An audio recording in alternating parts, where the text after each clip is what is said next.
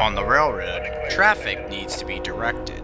Trains cannot be steered by their crews. They can only go where the rails go. So throwing switches to line them into different tracks is the key to their operation. And when switches are misaligned, depending on the circumstances, they can have consequences. Sometimes minor, or sometimes even disastrous. One such incident of this happened just recently in South Carolina, which cost 2 people their lives. This came to be known as the CAYCE train collision.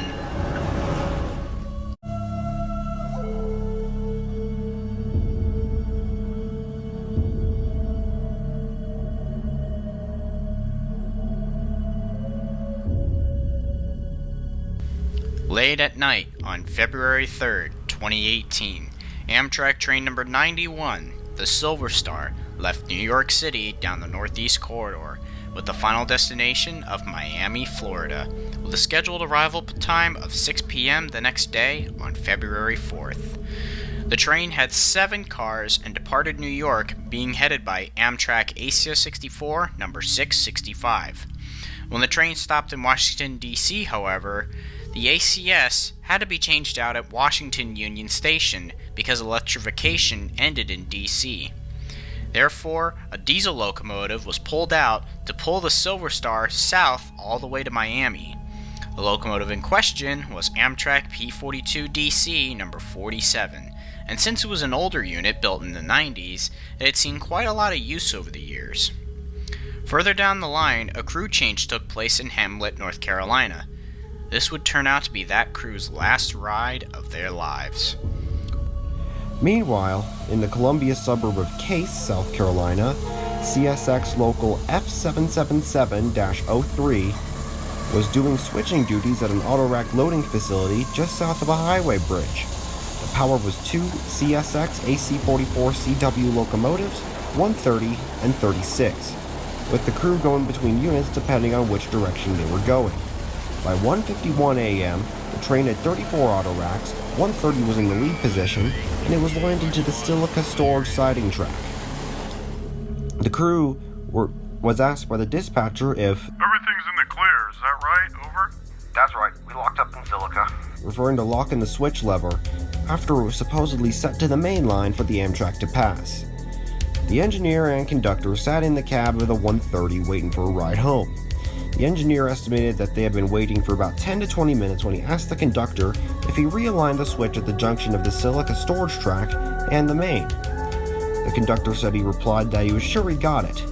The conductor then requested engineer to turn on the 130's headlights to verify the position of the silica storage track switch, but the light did not reach the area around the switch, which was dark. There also wasn't a target that spun when the switch was thrown, as normally you would see it if the switch was open, or in this case, the wrong way, and you wouldn't see it clearly and only see the edge of it if it was closed, such as the main, as the target would be parallel to your view and you will be looking at it edge on. In the end, they stayed in the cab, but at 2:26 a.m., the engineer got out of the cab to walk the 660 feet up the line to the switch to check if it was set properly. However, the light of the Amtrak locomotive was fast approaching. The engineer didn't have time to see if the switch was set before the arrival of the Amtrak, so he just stood on the nearby hillside under the highway bridge to watch the Amtrak pass by. However, both of the CSX crew were in for a shock when the Amtrak instead entered their siding that their train was parked in. They knew a collision was imminent, and the CSX conductor ran out of the cab and bailed off the locomotive, while the engineer ran up the hill he was on to avoid being hit by debris or falling rail equipment. The Amtrak crew, oblivious to what was happening when they entered the siding, noticed the CSX locomotive ahead of them and slammed on the emergency brake, knowing that these would be the last fleeting seconds they had left to live.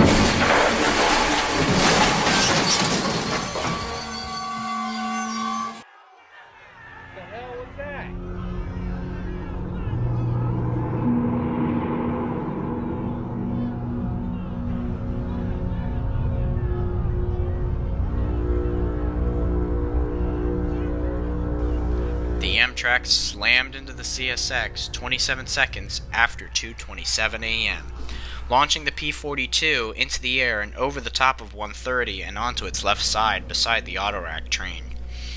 130's nose and cab were completely sheared off by the Amtrak locomotive, exposing its cab interior. 36 suffered damage from the debris of both 130 and 47 flying in all directions after the crash, but wasn't too badly damaged. The 2 crew members, including the engineer and the Amtrak locomotive, were killed instantly and were the only fatalities in the crash. Luckily, as mentioned, the CSX conductor bailed out of the cab of the 130 only seconds before the collision. None of that means that anybody on the passenger cars were okay, however. The 4th car jackknifed almost perfectly in the middle, and all of the 87 passengers on board the Amtrak train were jolted awake by the force of the collision. The 4 Amtrak cabin crew were all injured, one of them seriously. 8 passengers suffered serious injuries, 62 had minor injuries, and 3 were not injured at all. The status of the remaining 14 passengers, however, isn't known, but we do know that they survived. When investigators investigated the crash site, it was found that the switch at the north end of Silica siding was not aligned correctly. The conductor and engineer said that the switch was set to the main, however, it was found that wasn't true. The lack of a target or some other indicator on the switch was also a contributing factor, otherwise it would have reflected off the 130's headlights. Another factor was that the trains were running in dark signal territory as CSX was doing maintenance work on the signal system, meaning that they were totally not working at the time of the incident. The NTSB released their final report on the CAYCE collision in mid-2019. After the wreck was cleaned up, the line was reopened, and CSX 130 was taken to the nearest shop and scrapped. CSX 36 was taken to the shop as well, and it is currently being repaired. However, we have not seen it since the wreck. Amtrak 47 suffered severe damage to its cab after its nose was crunched after hitting the CSX locomotive. It is also presumed scrapped. 2 years have gone by since this incident, and it's very hopeful that, even though how recent this accident was, we can only hope something like this is never repeated in the future.